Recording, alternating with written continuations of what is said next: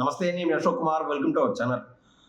AP ముఖ్యమంత్రి అయినటువంటి నారా చంద్రబాబు నాయుడు గారికి చాలా ఊరట కలిగిందని స్పష్టంగా చెప్పొచ్చు. అంటే ఆయన చేయనటువంటి తప్పు కూడా ఇన్ని రోజులు నిందలు అనుభవించి భరించి 53 రోజుల పాటు కూడా జైల్లో ఉన్నాడు. ముఖ్యంగా ఏ కేసు రాదంటే స్కిల్ డెవలప్మెంట్ కేసులో ఆనాడు జగన్మోహన్ రెడ్డి గారి ప్రభుత్వంలో 2024లో లేనిపోని అపవాదాలన్నీ ఈయన పైన సృష్టించి ఆయన్ని ఉన్నపళ్ళంగా కర్నూలు పర్యటనలో ఉన్న ఆ క్రమంలో నంద్యాల దగ్గర ఆయన్ని దాదాపు 9 గంటల నుంచి 13 గంటల వ్యవధిలో ఆ గ్యాప్ లో రోడ్ల పైన ఆయన తరలించినటువంటి వైన మనం చూసాం. పోలీసు వాళ్ళందరూ కలిసి ఆ క్రమంలోనే వైసీపీకి సంబంధించి పొనవల సుధాకర్ రెడ్డి వీళ్ళందరూ ఇన్వాల్వ్ అయ్యి ఆయనకు లేనిటువంటి అపవాదం ఏదైతే ఉండదో స్కిల్ డెవలప్మెంట్ కేసులో దాన్ని ఇరికిచ్చారు. అయినా కూడా భరించినాడు, తట్టుకున్నాడు. నిజం నిప్పు లాంటిది, అది ఏ రోజైనా బయటపడతాదనే నమ్మకంతో నారా చంద్రబాబు నాయుడు గారు కోర్టు వారికి ఈయనకు సంబంధం లేదనే విషయాలు కోర్టు వారికి చెప్పుకుంటూ ఏదైతే విచారణ వస్తుందో ఆ విచారణ వారికి కూడా చెప్పుకుంటూ పోయినాడు. ఈ క్రమంలో తాజాగా ఈడీ వారు కూడా క్లియర్ కట్ గా ఏదైతే జనరల్ గా ఉన్నటువంటి అపవాదం ఏంది, అప్పట్లో ఏపీలో 2014 నుంచి 2019 మధ్య నారా చంద్రబాబు నాయుడు గారు ముఖ్యమంత్రిగా ఉన్నటువంటి ఆ క్రమంలో 2015వ సంవత్సరంలో ఆంధ్రప్రదేశ్లో దాదాపు 40 సెంటర్లు రాష్ట్ర వ్యాప్తంగా ఏకంగా 3,300 కోట్ల రూపాయలు పెట్టుబడితో సిమెన్స్ అనేటువంటి సంస్థతో రాష్ట్ర ప్రభుత్వం అధికారికంగా అగ్రిమెంట్ చేసుకునేది. ఏమని ఆ 3,300 కోట్లు మొత్తం పెట్టుబడి సిమెన్స్ పెట్టుకోవాలి. కాకుంటే బేసిక్ లాజిక్ ఏంటంటే అక్కడ ఆ యొక్క 3,300 కోట్ల రూపాయల్లో 10% అంటే దాదాపు 330 కోట్ల రూపాయలు రాష్ట్ర ప్రభుత్వం ఆ యొక్క ఏదైతే సిమెన్స్ ఉన్నదో వాళ్ళకు జమ చేసి ఇస్తారనమాట. 90% సిమెన్స్ వాళ్ళది, 10% రాష్ట్ర ప్రభుత్వం అంది.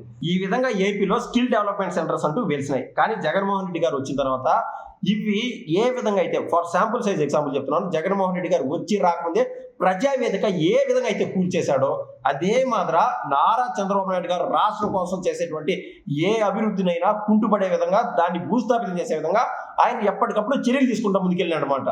ఇక్కడ ఇదే మాదిరి సిమెన్స్ వాళ్ళతో ఏదైతే అగ్రిమెంట్ చేసుకున్నారు రాష్ట్ర ప్రభుత్వం 40 సెంటర్లతో, ఆ 40 సెంటర్లు స్కిల్ డెవలప్మెంట్కి సంబంధించినటువంటి ఆ యొక్క వెసులుబాటు కాకుండా అది వర్కింగ్ అనేది పూర్తిగా ఆగిపోయే విధంగా నిధులు ఇవ్వకుండా పూర్తిగా ఆపేశారు జగన్మోహన్ రెడ్డి గారు. ఈ క్రమంలో ఆయన పోర్ట్రేట్ చేసింది ఏంటంటే, గతంలో చంద్రబాబు నాయుడు గారు ఏదైతే నేను 330 కోట్ల రూపాయలు అన్నాను అంటే 3,300 కోట్ల వ్యవహారంలో 10% రాష్ట్ర ప్రభుత్వం అన్నాం కదా.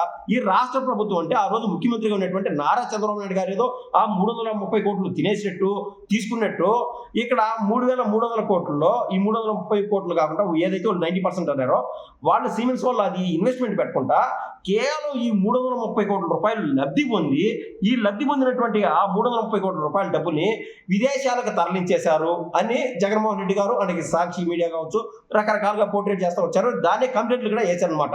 ఇప్పుడు ఈడీ వారు ఇన్వాల్వ్ అయినారు. ఎన్ని రోజులు హైకోర్టు సిట్ విచారణలో, సిఐడి విచారణలో ఇవన్నీ దాటిపోయినాయి. అవన్నీ ఆల్రెడీ క్లీన్ చిట్ చేశాయి. కానీ ఈడీ వాళ్ళు తీగలాగితే డొంక కదిలినట్టు ఈ యొక్క డబ్బులు ఎక్కడికి పోయినా, ఏ విధంగా ముందుకెళ్ళినాయి, తర్వాత ఫైనల్ బెనిఫిషియరీ ఎవరు అనేది ఖచ్చితంగా వాళ్ళు లాగయ్యేటువంటి దమ్ము, ధైర్యం, ఆ శక్తి, ఆ యొక్క క్యాలిబరు, ఆ యొక్క టెక్నాలజీ ఈడీ వారి దగ్గర ఉన్నది. సో ఈడీ వాళ్ళు ఇన్ని రోజులు దర్యాప్తు చేసి ఫైనల్ గా వాళ్ళు కనుగొనిందంటే దీంట్లో ఏపీ ముఖ్యమంత్రి అయినటువంటి నారా చంద్రబాబు నాయుడు గారికి ఇసుమంత కూడా ఆయనకి ఎటువంటి ఇన్వాల్వ్మెంట్ లేదని చెప్పి ఈడీ వారికి క్లీన్ చిట్ ఇవ్వడం అనేది రాష్ట్ర ప్రజలకి మరోసారి క్లారిటీ వచ్చేసింది. నారా చంద్రబాబు నాయుడు గారు ఎటువంటి వ్యక్తి, నిప్పులు లాంటి మనిషి కాదా. ఇలాంటి జగన్మోహన్ రెడ్డి గారు వైసీపీ వాళ్ళు ఎన్ని అపవాదాలు వేసా కూడా ఏదన్నా ఒక నిజాయితీ ఉంటే, లేదంటే నిజంగా తప్పులు చేసింటే వాళ్ళు వీళ్ళు తప్పు చేశారని చెప్పి చెప్పొచ్చు, కంప్లైంట్ పెట్టచ్చు. కానీ ప్రతి దానికి మాత్రం కంప్లైంట్ పెట్టుకుంటా అబద్ధాలు పోటీ చేస్తా పోతే అక్కడ హైకోర్టు వారు కాదు, సుప్రీంకోర్టు వారు ఏదైతే వ్యవస్థలు ఉన్నాయో భారతదేశంలో వాళ్ళు ముట్టికాలేసేటువంటి పరిస్థితి ఖచ్చితంగా దాపరిస్తుంది వైసీపీ పార్టీకి అని చెప్పి నేనైతే విన్నవించుకుంటున్నా. ధన్యవాదాలు.